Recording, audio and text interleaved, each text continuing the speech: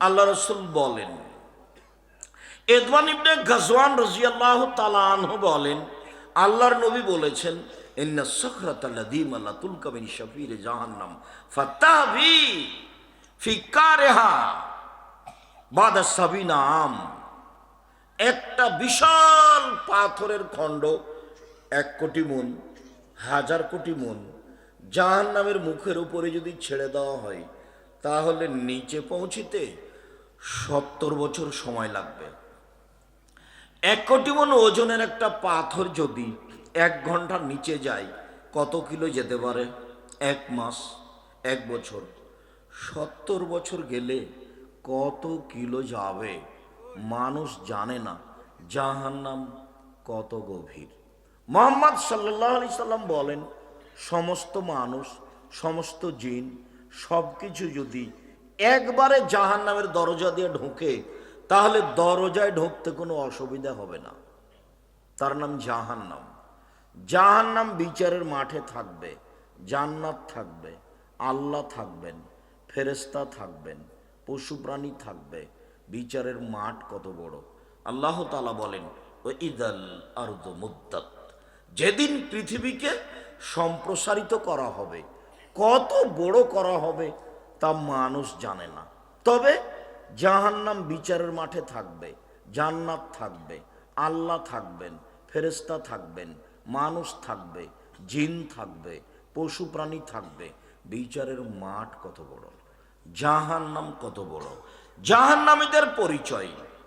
আবু হুরায়রা রাদিয়াল্লাহু তাআলা আনহু বলেন, রাসূল সাল্লাল্লাহু আলাইহি সাল্লাম বলেছেন, বাইনা মানকিবাইল কাফির সালাসাতা আইয়াবিল রাকিবিল মুসরি, একজন জাহান্নামীর ডান কাঁধ থেকে বাম কাঁধের ব্যবধান 3 দিন 3 রাতের পথ।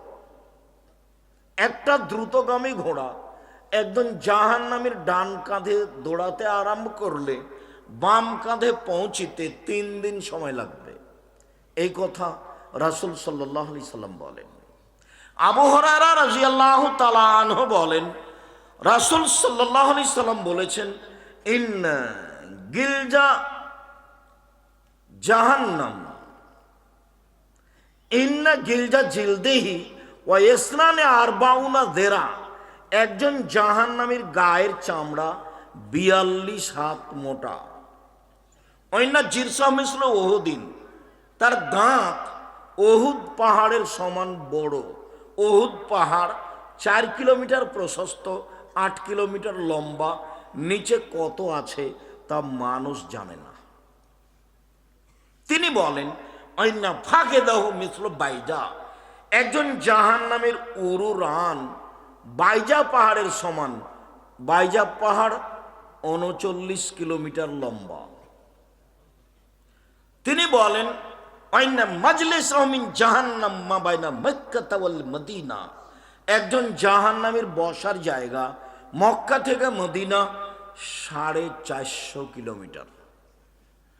একজন জাহান্নামীর বসার জায়গা যদি 450 কিলোমিটার হয়, প্রতি 1000-এ 999 জন মানুষ যদি জাহান্নামে যায়, তাহলে জাহান্নাম কত বড়! সম্মানিত দিনী ভাই বোন, আমরা সংক্ষিপ্তভাবে জাহান্নামের পরিচয় পেশ করছিলাম। জাহান্নামকে বিচারের মাঠে টেনে নিয়ে যাওয়া হবে। মহান আল্লাহ বলেন, ওয়াজিয়া ইয়াউমাইযিন বিজাহান্নাম, যেই দিন জাহান্নামকে টেনে হেঁচড়ে বিচারের মাঠে নিয়ে যাওয়া হবে, ওকে রেডি করা আছে। আব্দুল্লাহ ইবনে মাসউদ রাদিয়াল্লাহু তাআলা আনহু বলেন, রাসূল সাল্লাল্লাহু আলাইহি সাল্লাম বলেছেন, ইজা ইয়াউমাইযিন জাহান্নাম, বিচারের মাঠে সেই দিন জাহান্নামকে টেনে হেঁচড়ে নিয়ে যাওয়া হবে। আলাহা সাবুনা আলফা জেমাম, জাহান্নামের গায়ে 70,000 লোহার রশি লাগানো থাকবে। মা কুল্লে জেমামিন সাবুনা আলফা মালাক, প্রত্যেক রশির সাথে 70 জন করে 70,000 করে ফেরেশতা থাকবেন। সবাই টেনে নিয়ে যাবে। একজন ফেরেশতার এত ক্ষমতা, এই গোটা বিশাল পৃথিবীকে হাত দিয়ে উল্টে দিতে পারেন। জাহান্নামকে কিভাবে টেনে নিয়ে যাওয়া হবে বিচারের মাঠে মর্মে বুখারী মুসলিমের হাদিসে বোঝা যায়, রাসূল সাল্লাল্লাহু আলাইহি সাল্লাম বলেন, জাহান্নামের গায়ে 70,000 লোহার রশি লাগানো থাকবে। এক একটা রশিতে 70,000 ফেরেশতা থাকবেন। তারা টেনে হেঁচড়ে বিচার মাঠে জাহান্নামকে নিয়ে যাবেন। এই কথা মুহাম্মদ সাল্লাল্লাহু আলাইহি সাল্লাম বলেন। বলছিলাম, জাহান্নাম কথা বলতে পারে, অবাক। মহান আল্লাহ বলেন, ইয়াওমা নাকুলু লি জাহান্নাম হালিম তালাত ফাতাকুল হালমিম মাজিদ। যেদিন আল্লাহ তাআলা জাহান্নামকে বলবেন, জাহান্নাম তুমি কি পূর্ণ? তখন জাহান্নাম বলবে, হালমিম মাজিদ, আর কি কিছু আছে? এই যে কথা বলছে, যেদিন আল্লাহ তাআলা বলবেন, ইয়াওমা নাকুলু লি জাহান্নাম, যেদিন আল্লাহ তাআলা জাহান্নামকে বলবেন, হালিম তালাতে তুমি কি পূর্ণ? তখন জাহান্নাম বলবে, হালমিম মাজিদ, আর কি কিছু আছে? এই যে জাহান্নাম কথা বলতে পারে। আবু মুসা আশআরী রাদিয়াল্লাহু তাআলা আনহু বলেন, রাসূল সাল্লাল্লাহু আলাইহি সাল্লাম বলেছেন, লাতাজুল ইলকা জাহান্নাম, জাহান্নামকে জাহান্নামে নিক্ষেপ করা হবে, জাহান্নামে মানুষকে দিতে থাকবে, আর জাহান্নাম বলবে, হালমিম মাজিদ, আর কি কিছু আছে? হালমিম মাজিদ, আর কি কিছু আছে? ফায়াজাউ রব্বুল ইজ্জাতে কাদামাহু ফিহা ফায়ানজাবি বাজুহা ইলা বাজিন ফাতাকুলু কাত কাত কাত। যখন জাহান্নাম বলবে, আর কি কিছু আছে, তখন আল্লাহ তাআলা তার পাকে জাহান্নামে ঢুকিয়ে দিবেন। তখন জাহান্নামের কিছু অংশের মধ্যে ঢুকে একেবারে চাপা লেগে জমা হয়ে গিয়ে আঁটো হয়ে যাবে, আর বলবে, যথেষ্ট যথেষ্ট যথেষ্ট। এই যে জাহান্নাম কথা বলতে পারে। বুখারী মুসলিমের হাদিস, জাহান্নাম কথা বলতে পারে। আবু হুরায়রা রাদিয়াল্লাহু তাআলা আনহু বলেন, রাসূল সাল্লাল্লাহু আলাইহি সাল্লাম বলেছেন, ফাস্তাকাতিন নারু ইলা রাব্বিহা, জাহান্নাম তার প্রতিপালকের কাছে অভিযোগ করলো। জাহান্নাম অভিযোগ করতে পারে। ফাকালাতিন নার, জাহান্নাম অভিযোগে বলল, রব্বি একুল বহুদিবাদান, আমার কিছু অংশকে ধরে খাচ্ছে। এইদিকের আগুনকে ঝাপটা মেরে ধরে খাচ্ছে, এদিকের আগুনকে ঝাপটা মেরে ধরে খাচ্ছে। আমার ভিতরে শাস্তি খুব বেশি হয়ে গেছে, আমি একে বহন করতে পারছি না। তুমি কি আমার একটা কথা শুনবে? জাহান্নামের কিছু শাস্তিকে একটু লাঘব করে দিবে। এটা জাহান্নামের অভিযোগ। ফাস্তাকাতিন নার ইলা রাব্বিহা, জাহান্নাম তার প্রতিপালকের কাছে অভিযোগ করলো যে আমার কিছু অংশকে ধরে খাই, আপনি কি একটু আমার কথা শুনবেন? আল্লাহ তাআলা বললেন, ফাওয়াজনা বিনাফসাইনে, জাহান্নামের অভিযোগ মেনে নেওয়া হলো। আল্লাহ বললেন, ঠিক আছে জাহান্নাম, তোমার অভিযোগ আমি মেনে নিলাম। তোমাকে শ্বাস ছাড়া এবং শ্বাস নেওয়ার অনুমতি দেওয়া হলো। তুমি ঠান্ডা এলাকা থেকে একবার শ্বাস ছাড়বে, পৃথিবী 6 মাস গরম থাকবে, ঠান্ডা থাকবে। আর গরম এলাকা থেকে একবার শ্বাস ছাড়বে, তাহলে পৃথিবী 6 মাস গরম থাকবে। শ্বাস পৃথিবীর যেখানে যেমন আসে তেমন এলাকা ঠান্ডা হয়, কোনো এলাকায় কম ঠান্ডা, কোনো এলাকায় বেশি ঠান্ডা। আবার এমনটা হতে পারে, যখন শ্বাস নেয় তখন পৃথিবী ঠান্ডা হয়, আর যখন শ্বাস ছাড়ে তখন পৃথিবী গরম হয়। শ্বাস যে এলাকায় যেমন পৌঁছে তেমন ঠান্ডা বেশি হয় কম হয়, তেমন গরম কম হয় বেশি হয়, এমনটাই হতে পারে। হাদিস বুখারী মুসলিম। তবে জাহান্নামের অভিযোগ আল্লাহ তাআলা মেনে নিয়েছেন মর্মে বুখারী মুসলিমের হাদিসের রয়েছে।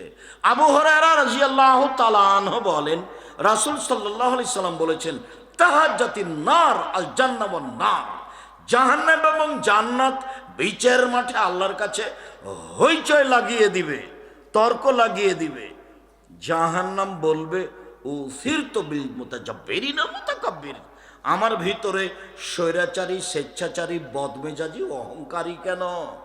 আমার ভিতরে জালেম, যারা দাঙ্গাবাজ, যারা জুলুমবাজ, যারা ক্ষমতা দেখিয়ে মানুষের জমি জায়গা দখল করেছে, তারা আজকে আমার ভিতরে কেন?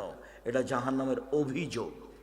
জাহান্নাম বলবে উসিরতু বিল মুতাজাব্বিরিন ওয়াল মুতাকাব্বিরিন, অহংকারী, স্বৈরাচারী, বদমেজাজি, ক্ষমতাধরেরা আমার ভিতরে কেন? তখন আল্লাহ তাআলা বলবে, জাহান্নাম ইন্নামা আনতি আযাবি, তুমি আমার শাস্তি। জাহান্নাম তুমি আমার গজব।